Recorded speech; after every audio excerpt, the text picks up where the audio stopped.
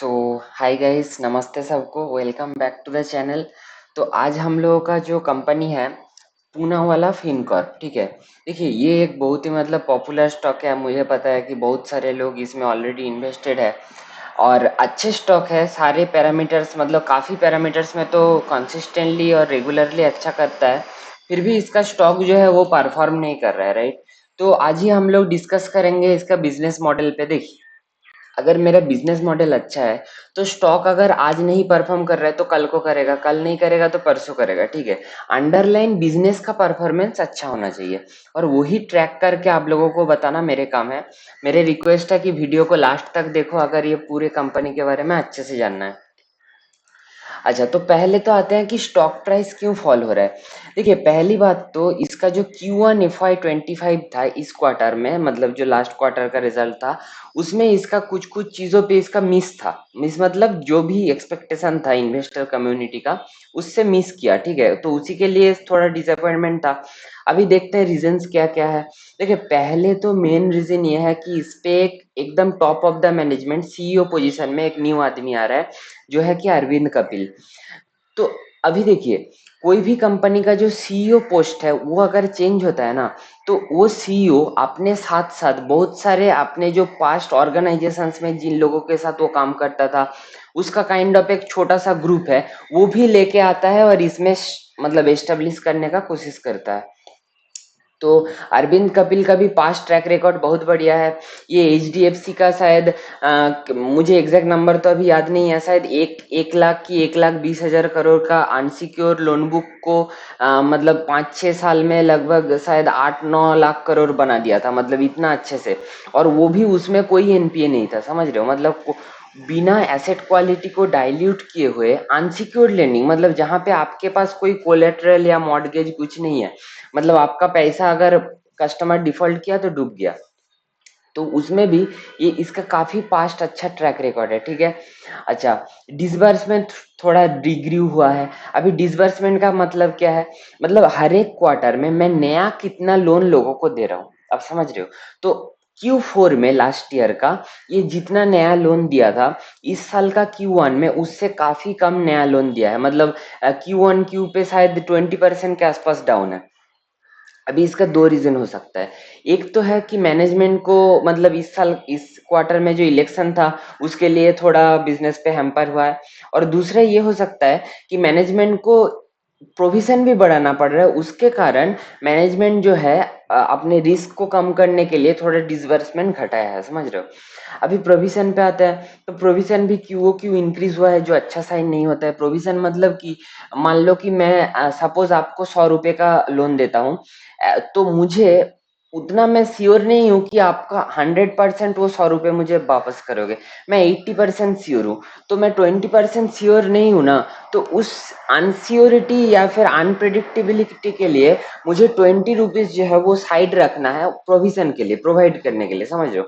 तो मैं तो एक लोगों को लोन नहीं दे रहा हूँ ना, मैं लाखों लोगों को लोन दे रहा हूँ। उसके हिसाब से मैं सबके लिए डिफरेंट डिफरेंट परसेंटेज प्रोवाइड करूंगा। जिसको मैं थोड़ा सिक्योर लोन दे रहा हूँ उसके लिए कम प्रोवाइड करना पड़ेगा, क्योंकि उसका मुझे कोलेटरल मिल जाएगा अगर डिफॉल्ट के केस में। और जो अनसिक्योर्ड है प्योरली, उसके लिए मुझे ज्यादा प्रोवाइड करना पड़ेगा, ठीक है। अच्छा, थोड़ा नेट इंटरेस्ट मार्जिन पे भी रिडक्शन है। अभी नेट इंटरेस्ट मार्जिन पे तो मैं पूना वाला को दोष नहीं कर सकता, मतलब सारे देश का बड़े बड़े प्राइवेट सेक्टर बैंक में भी ये हुआ है। मतलब तो ऐसा कोई है नहीं। तो ये थोड़ा जो है मतलब इस क्वार्टर में इसका मिस था। बट अगर मैं ओवरऑल लॉन्ग टर्म गाइडेंस का मैं बात करूं, तो सारे गाइडेंस पैरामीटर में ये इस क्वार्टर भी इवन उसको सबको बीट किया है, ठीक है। मतलब देखो, AUM growth beat, profit growth beat, return on asset beat, net interest margin beat. मतलब आप यहाँ पे देख सकते हो ग्रॉस मार्जिन, ग्रॉस NPA में भी मतलब जो इसका लेवल है उससे कम का ग्रॉस NPA हुआ है। तो ऑल इन ऑल कोई उतना डरने का बात नहीं है मेरे हिसाब से तो। अच्छा, अभी अगर मैं आपको एक चीज दिखाऊं, देखिए ये होता है PPOP का मतलब होता है प्री प्रोविजनिंग ऑपरेटिंग प्रॉफिट। मतलब मुझे प्रोविजन करना पड़ रहा है, राइट। मतलब मैं 100 रुपए अगर आपको लोन में दे रहा हूँ, तो मैं अपना लोन बुक में 100 रुपए तो बढ़ाऊंगा, बट मैं जब उसका प्रॉफिट कैलकुलेट करूंगा उसमें प्रोविजन मुझे ऐड करके देखना पड़ेगा, ठीक है। तो वो एक हुआ। तो प्री प्रोविजनिंग में 6% बढ़ा है क्यू वो क्यू, बट पैट में 12% डाउन हो गया क्योंकि इसका प्रोविजन में शार्प प्राइस देखने को मिला, ठीक है।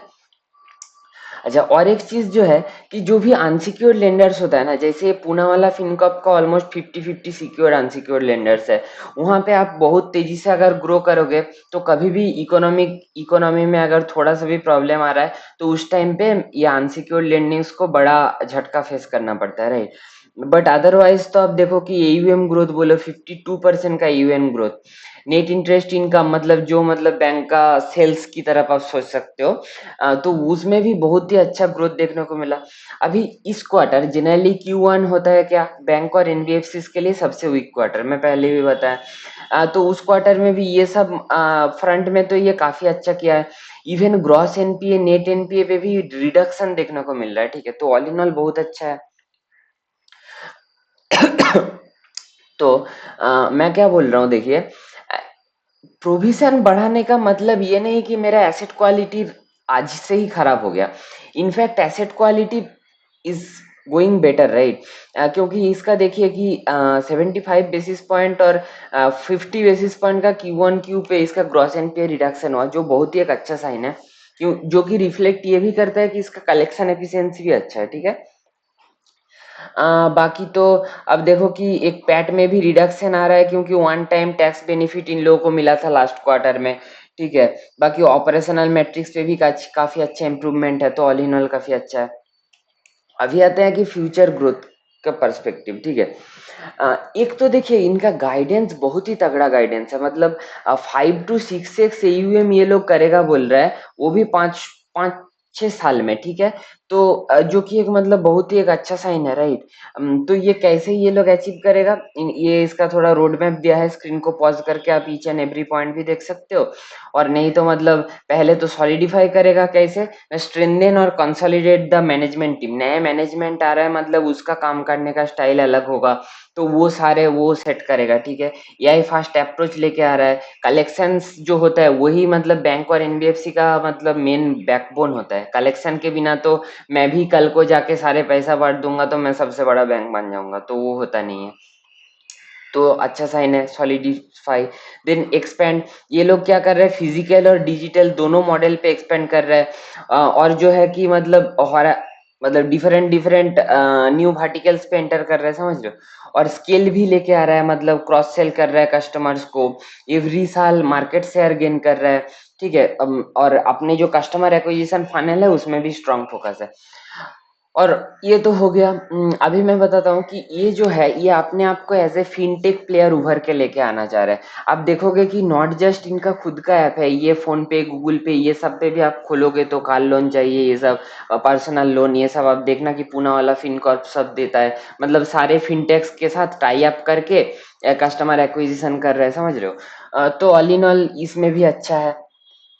अभी आते हैं कि इसका एग्जिस्टिंग प्रोडक्ट पोर्टफोलियो, तो देखिए इसका मतलब काफी डाइवर्सिफाइड छः सात प्रोडक्ट का प्रोडक्ट पोर्टफोलियो है। तो जिसमें से मेन क्या है, एक तो है इसका personal loan, pre owned car मतलब सेकेंड हैंड जो कार होता है, और आपका बिजनेस लोन्स हो गया, लोन अगेंस्ट प्रॉपर्टी हो गया, प्रोफेशनल लोन, अदर लोन्स, ये सारे में है। अभी ये सारे इतने सारे डिफरेंट वर्टिकल्स होने का फायदा ये है कि हर एक का अपने अपने कैरेक्टरिस्टिक्स होता है, जैसे कैसे, देखिए, आप बिजनेस लोन 15% पर एनम से दे सकते हो, ठीक है।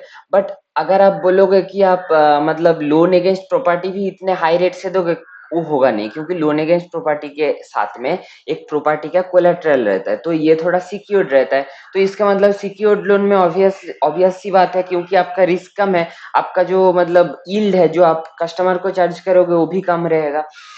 तो उसमें इसीलिए इसमें आप देखो 9.99% पर एनम। अच्छा, इन सारों में अगर आप देखोगे तो मतलब जो अमाउंट ऑफ लोन है या एवरेज टिकट साइज है वो भी डिफरेंट है, और टेन्योर भी डिफरेंट है, ठीक है। तो जनरली मतलब जो क्या बोलेंगे, लोन अगेंस्ट प्रॉपर्टी वगैरह पे लॉन्गर टेन्योर्स रहता है, ठीक है। तो यहाँ पे देखो कि इसका वैल्यू भी इसीलिए 51 लाख से 25 करोड़ का है, और टेन्योर 3 से 15 साल, ठीक है। बट अगर मैं प्री ओन कार का बात करूँ तो वो सिर्फ 12 से 72 महीने का ही होता है, ठीक है। तो ये हो गया। तो इसके कारण क्या होता है कि इसका जो लोन बुक का टेल है वो काफी ब्रॉड एंड लॉन्ग होता है, ठीक है। मतलब लॉन्ग कहाँ से हो रहा है, मुझे ये सब एलएपी वगैरह से मुझे लॉन्ग लोन ग्रोथ मिल रहा है। और ब्रॉड क्यों मिल रहा है, क्योंकि मैं ऐसा भी लोन दे रहा हूँ जिसका टिकट साइज कम है, मैं ऐसा भी लोन दे रहा हूँ जिसका टिकट साइज बहुत ज्यादा है। तो ऑल इन ऑल डाइवर्सिफाइड काफी एक अच्छा प्लेयर है। अच्छा, अभी मैं अगर इसका न्यू प्रोडक्ट की बात करूँ, तो ये लोग देखिए काफ़ी सारे न्यू प्रोडक्ट्स में एंट्री कर रहा है। एक तो हो गया इसका कंज्यूमर ड्यूरेबल में एंट्री कर रहा है, और भी shopkeeper loan, used CV loan, ठीक है। तो ये सब आप स्क्रीन को पॉज़ करके देख सकते हो। मतलब जितना नया-नया सेगमेंट में आएगा तो उतना मेरा बाद में कस्टमर को क्रॉस सेल, अपसेल करने में हेल्प रहेगा। अभी क्रॉस सेल, अपसेल का मतलब क्या है? मान लो कि मैं कस्टमर को टू व्हीलर लोन दिया था, वो टू व्हीलर मतलब मान लो कि 3-4 साल यूज कर रहा है। अभी मुझे उस मेरे पास तो डेटा है ना, मुझे उसका मतलब दिख रहा है कि उसका अभी फाइनेंशियल कंडीशन बेटर है। तो मैं उसको चाहूंगा कि अभी एक फोर व्हीलर लोन दे दूं, ठीक है। अगर उसका मतलब रिक्वायरमेंट है तो मैं इसको अपसेल किया। मतलब पहले मैं अगर 1 लाख 1.5 लाख का टू व्हीलर लोन दिया था, तो अभी मुझे 7-8 लाख का फोर व्हीलर लोन देने को मौका मिलेगा। तो एक ही लोन में कितना ज्यादा डिसबर्समेंट हो रहा है, ये एक बात है। और क्रॉस सेल का मतलब क्या है, मान लो कि मैं आपको सपोज एक व्हीकल लोन दिया हूँ, उसके साथ साथ मैं आपको एक व्हीकल इंश्योरेंस भी भेज दूं, क्योंकि उसी व्हीकल के साथ ये लिंक है, राइट। तो ऐसे करके ये सारे जो मोस्टली अच्छे अच्छे प्लेयर्स है, जो टेक बेस्ड प्लेयर्स है, वो इस मॉडल पे काम करता है। और बाकी रिस्क मैनेजमेंट आप देखो कि मतलब लर्न एंड इवॉल्व। और बाय द वे ये मतलब डेटा एनालिसिस, ईमेल, एआई, ये सब टेक्नोलॉजीज का बहुत अच्छा इस्तेमाल कर रहा है, राइट। मतलब हर एक पार्ट ऑफ द मतलब कस्टमर वैल्यू चेन में उसको इंटीग्रेट करने का कोशिश कर रहा है। अच्छा, फिर मैं आता हूँ कि डेटा ड्रिवन रिस्क मैनेजमेंट। तो समझ में ही आ रहा है, ये सब आप देख सकते हो। अच्छा, फिर डेटा मोबिलाइजेशन बोलिए, fraud prevention and detection, rule engine based approach, focused on risk adjusted return. तो ये सारे चीज को लेके ये रिस्क मैनेजमेंट अच्छे से कर रहे हैं। इसीलिए ना इसका ग्रॉस एनपीए, नेट एनपीए का नंबर नीचे की तरफ जा रहा है। एनपीए होता है आपका मेन जो जो लोन डिफॉल्ट होता है, आप काइंड ऑफ एकदम सिंपल भाषा में समझ लो।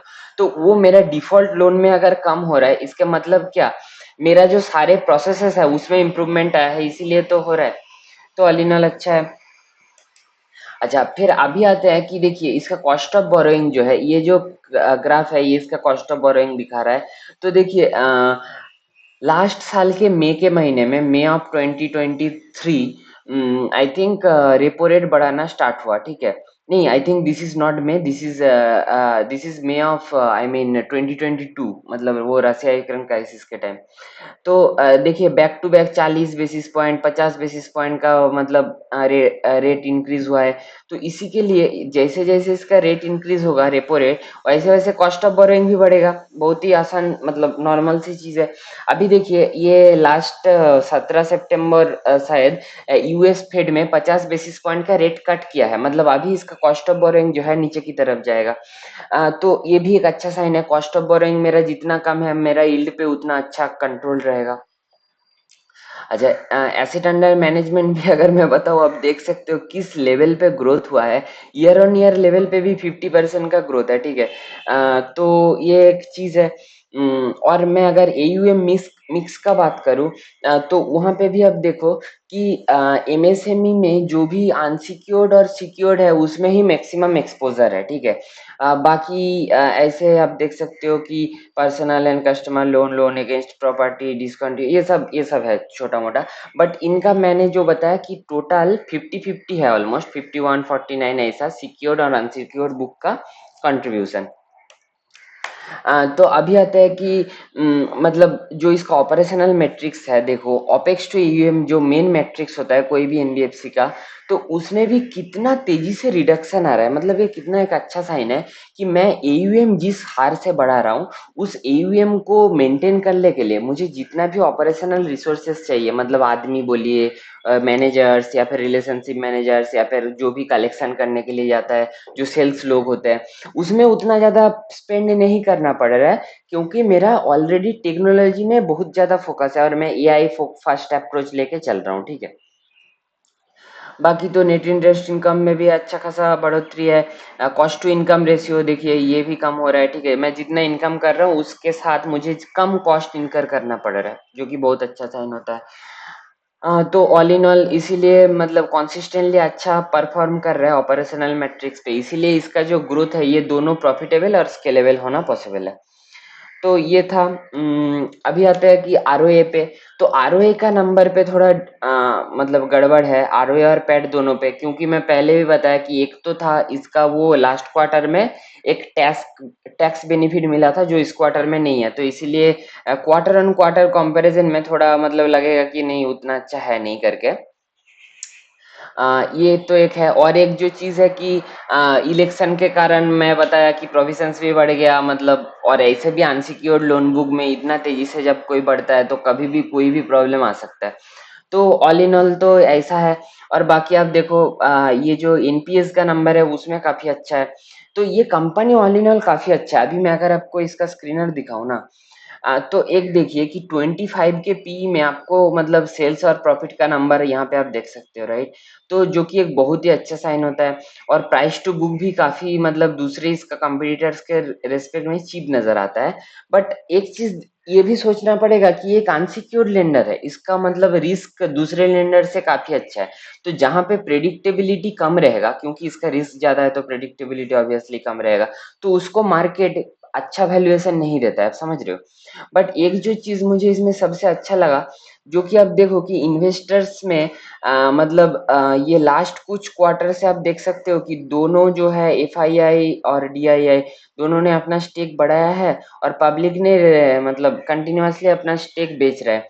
तो ये कोई भी स्टॉक के लिए काफी अच्छा है, क्योंकि एफआईआई और डीआईआई जो है उसको स्ट्रॉन्ग हैंड्स माना जाता है, ठीक है। मतलब वो जल्दी से बेचता नहीं है, और क्योंकि उसमें उतना वो उसके पास प्रोफेशनल और एकदम लर्नेड पीपल रहता है जो ये सब मैनेज करता है। और मेरे जैसे रिटेल इन्वेस्टर जिसका थोड़ा मान लो कि कुछ हो गया इमोशनल कुछ प्रॉब्लम हो गया, अरे ये स्टॉक नहीं चल रहा है अच्छा नहीं है बेच दिया, तो जितना मेरे जैसे रिटेल इन्वेस्टर ज्यादा होगा ना, वो स्टॉक जैसे ही एक नया भाव पे जाएगा उस पे सेलिंग स्टार्ट हो जाता है। तो इसके लिए मुझे जहाँ पे रिटेल इन्वेस्टर का शेयर कंटिन्यूअसली डिक्रीज हो रहा है उस सब स्टॉक में अच्छा इंटरेस्ट रहता है। बाकी ऑल इन ऑल यहाँ पे भी आप देख सकते हो ये सब नंबर्स तो माइंड ब्लोइंग है। अगर अपना एसेट क्वालिटी को मेंटेन करके कलेक्शन एफिशिएंसी को मेंटेन करके ये ऐसे नंबर फ्यूचर में भी डिलीवर कर पाया, और इसका जो 5-6 साल में अपने ईयूएम को 5-6 गुना करने का जो गाइड है, तो वो अगर ये ऑन ट्रैक रहा तो मेरे हिसाब से ये बहुत अच्छा करेगा, क्योंकि इसका आरओई का नंबर भी देखो कंटिन्यूअसली इंप्रूव हो रहा है। तो ऑल इन ऑल अच्छा है। बाकी ना तो कोई रिकमेंडेशन है ना इन्फ्लुएंस होना है। आपको मेरे कंटेंट अच्छा लगा तो चैनल को लाइक शेयर सब्सक्राइब जरूर करना है और दोस्तों में शेयर भी करना है। Thank you.